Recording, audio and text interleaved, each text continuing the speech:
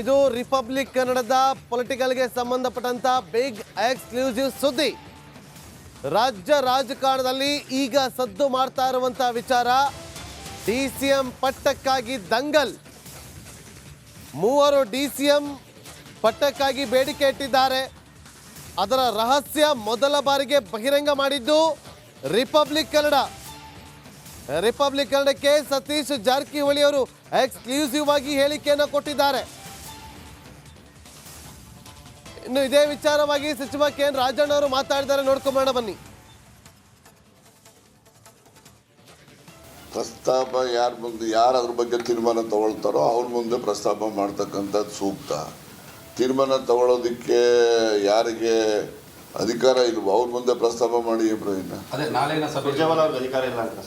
ಸುರ್ಜೇವಾಲಾ ಅವ್ರ ಗಮನಕ್ಕೆ ತಂದಿದ್ದೀವಪ್ಪ. ಅಂತಿಮವಾಗಿ ಸುರ್ಜೇವಾಲಾ ಒಬ್ಬರೇ ತಗೊಳ್ಳೋಲ್ಲ ತೀರ್ಮಾನ. ಪಕ್ಷದ ಹೈಕಮಾಂಡ್ ಅಂದರೆ ಅಧ್ಯಕ್ಷರು ಮಲ್ಲಿಕಾರ್ಜುನ್ ಖರ್ಗೆ ಅವರಿದ್ದಾರೆ, ವೇಣುಗೋಪಾಲ್ ಇದ್ದಾರೆ ಮತ್ತು ರಾಹುಲ್ ಗಾಂಧಿ ಇದ್ದಾರೆ. ಅವರೆಲ್ಲರೂ ಕೂಡ ಒಟ್ಟಾರೆ ಸೇರಿ ತಗೊಳ್ತಕ್ಕಂಥ ತೀರ್ಮಾನ. ಮಲ್ಲಿಕಾರ್ಜುನ್ ಖರ್ಗೆ ಗಮನಕ್ಕೆ ಯಾವುದೇ ಡಿಸಿಎಂ ವಿಚಾರ ಬಂದಿಲ್ಲ ಅಂತ ಬಂದಿಲ್ಲ ಅಂತ ಹೇಳಿದ್ರೆ ಅದು ನನಗೇನೋ ಅದು ಇಷ್ಟೆಲ್ಲ ಮೀಡಿಯಾದಲ್ಲಿ ಬಂದು ಇಷ್ಟೆಲ್ಲ ಆದರೂ ಬಂದಿಲ್ಲ ಅಂದರೆ ನಾನು ಅದಕ್ಕೆ ನಾಳೆ ನೋಡೋಣ. ಅವ್ರು ಕೇಳಿದ್ರೆ ಹೇಳ್ತೇವೆ. ಯಾರು ಅಧಿಕಾರ ಯಾರು ಕಿತ್ಕೊಳ್ಳೋಕ್ಕಾಗೋದಿಲ್ಲ. ಏನು DCM ಅಂದಾಕ್ಷಣಕ್ಕೆ ಏನು ಅವ್ರಿಗೇನು ಹೊಸ ಕಾನ್ಸ್ಟಿಟ್ಯೂಷನಲ್ಲಿ ಇಲ್ಲದೇ ಇರ್ತಕ್ಕಂಥ ಒಂದು ಪದವಿ ಅದು. ಆದರೂ ಕೂಡ ಏನೋ ಒಂದು ಗೌರವದ ದೃಷ್ಟಿಯಿಂದ ಪಬ್ಲಿಕ್ ಕನ್ಸಂಪ್ಷನ್ಗೆ DCM ಅಂತಂದರೆ ನಮ್ಮ ಸಮುದಾಯದವ್ರಿಗೆ, ನಮಗೆ ಬೇಕಿರೋರಿಗೆ, ನಮ್ಮ ಮುಖಂಡರಿಗೆ ಒಂದು ಅವಕಾಶ ಕೊಟ್ಟಿದ್ದಾರೆ ಅಂತ ಜನರ ಸಮಾಧಾನಕ್ಕೆ ಆ ಒಂದು ಹುದ್ದೆಗಳ ಸೃಷ್ಟಿ ಆಗ್ತಕ್ಕಂಥದ್ದು. ಈಗ BJPನಲ್ಲಿದ್ದಾಗಲೂ ಕೂಡ ಅಶ್ವಥ್ ನಾರಾಯಣ ಇದ್ದರು, ಈಶ್ವರಪ್ಪ ಇದ್ದರು, ಕಾರಜೋಳ ಇದ್ದರು, ಎಲ್ಲ ಇದ್ರಲ್ಲ ಆಗ್ಲೂ. ಅದರಿಂದ ಅವ್ರಿಗೆ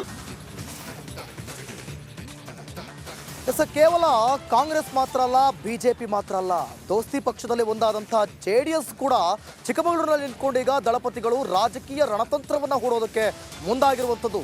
ಆಪ್ತ ನಾಯಕರ ಜೊತೆ ಸೇರಿ ಮಹತ್ವದ ಚರ್ಚೆಯನ್ನ, ಲೋಕಸಭೆ ಚುನಾವಣೆ ತಯಾರಿಯನ್ನ ಮಾಡ್ಕೊಳ್ತಾ ಇರುವಂಥದ್ದು ಚಿಕ್ಕಮಗಳೂರಿನಲ್ಲಿ. ಹಾಗಾದ್ರೆ ಯಾರ್ಯಾರ ಜೊತೆ ಕೂಡಿ ಇವತ್ತು ಕುಮಾರಸ್ವಾಮಿ ಅವರು ಈ ಒಂದು ಮಹತ್ವದ ಚರ್ಚೆಯಲ್ಲಿ ಅಥವಾ ಲೋಕಸಭೆ ಚುನಾವಣೆಯ ತಯಾರಿಯಲ್ಲಿ ಭಾಗಿಯಾಗ್ತಿದ್ದಾರೆ ಅಂತ ನೋಡೋದಾದ್ರೆ ಸಾರಾ ಮಹೇಶ್, ಸ್ವರೂಪ್ ಪ್ರಕಾಶ್, ಹಾಗೆ ಭೋಜೇಗೌಡರು, ಮಾಜಿ ಶಾಸಕ CS ಪುಟ್ಟೇಗೌಡರ ಜೊತೆ ಮಹತ್ವದ ಸಭೆಯನ್ನು ಮಾಡ್ತಾರಂತೆ.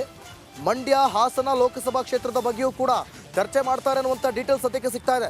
ಅಷ್ಟೇ ಅಲ್ಲದೆ ನೆನ್ನೆ ಫೋನ್ ಮಾಡಿ ಕೂಡ ಕರೆಸ್ಕೊಂಡಿದ್ದಾರೆ. ಇವರೆಲ್ಲರೂ ಕೂಡ ಅಮೆರಿಕದ ಸ್ನೇಹಿತರಾದಂಥ ಅಮರ್ನಾಥ್ಗೂ ಕೂಡ ಫೋನ್ ಕಾಲ್ ಮಾಡಿದ್ದಾರೆ. ನಾಳೆ ಚಿಕ್ಕಮಗಳೂರಿನ ಒಕ್ಕಲಿಗ ಮುಖಂಡರನ್ನು ಕೂಡ ಭೇಟಿ ಮಾಡ್ತಾರೆ ಅನ್ನುವಂಥ ಡೀಟೇಲ್ಸ್ ಸದ್ಯಕ್ಕೆ ಸಿಗ್ತಾ ಇದೆ. ಒಂದು ಕಡೆ ಕಾಂಗ್ರೆಸ್ ಲೋಕಸಭೆ ಚುನಾವಣೆಗೆ ತಯಾರಿಯನ್ನು ಮಾಡ್ಕೊಳ್ತಾ ಇದೆ, ಮತ್ತೊಂದು ಕಡೆ BJPಯು ಕೂಡ ಮಹತ್ವದ ಸಭೆಗಳನ್ನು ಮಾಡ್ತಾ ಇದೆ.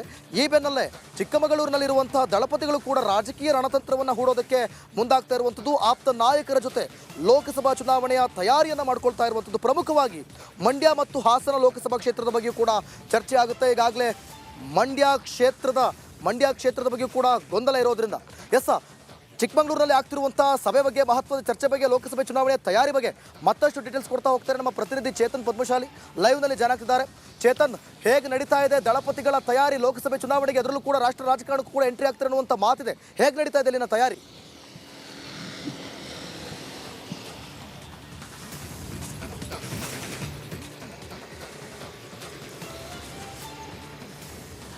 ದಿವಿತ್, ಏನೇ HD ಕುಮಾರಸ್ವಾಮಿ ಅವರು ನಿನ್ನೆ ಸಂಜೆ 4:30ಕ್ಕೆ ಏನು ಚಿಕ್ಕಮಗಳೂರು ತಾಲೂಕಿನ ಹೊಸಪೇಟೆಯಲ್ಲಿರುವಂಥ ಹನಿಡ್ಯೂ ರೆಸಾರ್ಟ್ಗೆ ಕೂಡ ಆಗಮಿಸಿದ್ರು. ಅಲ್ಲಿ ಒಂದು 10 ರೂಮ್ಗಳನ್ನು ಕೂಡ ಬುಕ್ ಮಾಡಲಾಗಿತ್ತು.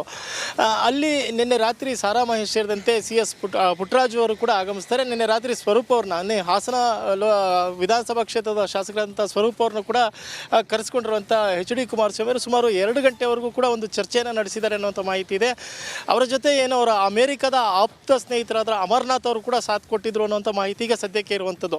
ಪ್ರಮುಖವಾಗಿ ಮಂಡ್ಯ, ಹಾಸನ ಮತ್ತು ಚಿಕ್ಕಮಗಳೂರು 3 ಲೋಕಸಭಾ ಚುನಾವಣಾ ಕ್ಷೇತ್ರದ ಒಂದು ಚರ್ಚೆ ಕೂಡ ನಡೆದಿರುವಂಥದ್ದು. ಅಂದರೆ ಒಂದೆಡೆ ಮಂಡ್ಯದಲ್ಲಿ ಯಾರು ಅಭ್ಯರ್ಥಿ ಆಗಬೇಕು ಅನ್ನೋಂಥದ್ದು ಕೂಡ ಚರ್ಚೆ ಆಗಿರುವಂಥದ್ದು, ಮತ್ತು ಹಾಸನದಲ್ಲಿ ಈ ಬಾರಿ JDS ಯಾವ ರೀತಿ ರಣತಂತ್ರ ರೂಪಿಸಬೇಕು ಅನ್ನೋಂಥ ಚರ್ಚೆ. ಮತ್ತು ಚಿಕ್ಕಮಗಳೂರಿನ 5 ವಿಧಾನಸಭಾ ಕ್ಷೇತ್ರದಲ್ಲಿ ಪ್ರಮುಖವಾಗಿ ಕಡೂರು ಹಾಸನಕ್ಕೆ ಸೇರ್ಪಡೆಯಾಗುತ್ತೆ. ಅಲ್ಲಿ ಕೂಡ JDSನ ಏನು YSV ದತ್ತ ಅವರು ಕೂಡ ಈ ಬಾರಿ ಸೋಲನ್ನು ಅನುಭವಿಸಿದರು, ಮತ್ತು BJP ಅಭ್ಯರ್ಥಿ ಕೂಡ ಸೋಲನ್ನು ಅನುಭವಿಸಿದರು. ಮತ್ತು ಉಡುಪಿ ಚಿಕ್ಕಮಗಳೂರಿನ ಏನು ಒಂದು ಲೋಕಸಭಾ ಚುನಾವಣೆಯಲ್ಲಿ ಪ್ರಮುಖವಾಗಿ ಕಳೆದ ವಿಧಾನಸಭಾ ಚುನಾವಣೆಯಲ್ಲಿ ಪ್ರಮುಖವಾಗಿ ಪೆಟ್ಟುಕೊಟ್ಟಂಥದ್ದು JDS ಕೂಡ ಹೌದು. 4 ವಿಧಾನಸಭಾ ಕ್ಷೇತ್ರಗಳೇನಿದೆ, ಒಂದು ಶೃಂಗೇರಿ ಇರ್ಬೋದು, ಚಿಕ್ಕಮಗಳೂರು ಮತ್ತು ಮೂಡಿಗೆರೆ ಕ್ಷೇತ್ರಗಳೇನಿದೆ, ಅಲ್ಲಿ ಪ್ರಮುಖವಾಗಿ JDS ಅಭ್ಯರ್ಥಿಯಿಂದಲೇ ಏನು ಒಂದು BJPಗೆ ಸಾಕಷ್ಟು ಮುಳ್ಳಾಗಿದ್ದು, ಅದರಲ್ಲಿ ಪ್ರಮುಖವಾಗಿ CT ರವಿ ಅವರು ಕೂಡ ಸೋಲು ಕಾಣಲಿಕ್ಕೆ ಆದರೂ ಅದಾದ ನಂತರ ಈಗ ಚಿಕ್ಕಮಗಳೂರಿಗೆ ಆಗಮಿಸಿ ಇಲ್ಲಿ ರೆಸಾರ್ಟ್ನಲ್ಲಿ ಒಂದು ಮಹತ್ವದ ಚರ್ಚೆ ನಡೀತಾ ಇರೋದು. ಒಂದು ಮಂಡ್ಯ, ಹಾಸನ ಮತ್ತು ಚಿಕ್ಕಮಗಳೂರು, ಉಡುಪಿ ಏನು ಲೋಕಸಭಾ ಕ್ಷೇತ್ರ ಇದೆ, ಅದರಲ್ಲಿ JDSನ ಕಾರ್ಯಕರ್ತರನ್ನ NDAಗೆ ಒಗ್ಗೂಡಿಸುವಂಥ ಕೆಲಸಕ್ಕೆ ತಂತ್ರಗಾರಿಕೆಯನ್ನು ಈಗ HD ಕುಮಾರಸ್ವಾಮಿ ಅವರು ರೂಪಿಸ್ತಿದ್ದಾರೆ. ಅಂದರೆ ಇವತ್ತು ಯಾರನ್ನೂ ಕೂಡ ಭೇಟಿ ಆಗೋದಿಲ್ಲ, ಕೇವಲ ಅಲ್ಲಿರುವಂಥ ಪ್ರಮುಖ ಆಪ್ತರು ಏನಿದ್ದಾರೆ ಅವ್ರ ಜೊತೆ ಚರ್ಚೆಯನ್ನು ಕೂಡ ಮಾಡ್ತಾರೆ. ಮತ್ತು ಕೆಲವರು ಭೇಟಿಗಾಗಿ ಕೂಡ ಅವ್ರನ್ನ ಭೇಟಿ ಮಾಡಲಿಕ್ಕೂ ಕೂಡ ಕೆಲವೊಂದು ಅನುಮತಿಯನ್ನು ಕೇಳಿದರು. ಆದರೆ ನಾಳೆ ಏನಿದೆ, ನಾಳೆ ಬೆಳಗ್ಗೆ ನಿಮ್ಮನ್ನೆಲ್ಲ ಭೇಟಿ ಮಾಡ್ತೀನಿ ಅನ್ನುವಂಥ ಮಾತನ್ನು ಕೂಡ ಹೇಳಿರುವಂಥದ್ದು. ಮತ್ತು ಮಾಧ್ಯಮಗಳಿಗೂ ಕೂಡ ಇವತ್ತು HD ಕುಮಾರಸ್ವಾಮಿ ಅವರು ಸಿಗೋದು ಬಹುತೇಕ ಡೌಟು. ನಾಳೆ ಬೆಳಗ್ಗೆ ಹೊರಡೋ ಸಂದರ್ಭದಲ್ಲಿ ಏನೆಲ್ಲ ಬೆಳವಣಿಗೆ ಆಗಿದೆ ಅದ್ರ ಬಗ್ಗೆ ಒಂದು ಮಾಹಿತಿ ನೀಡೋ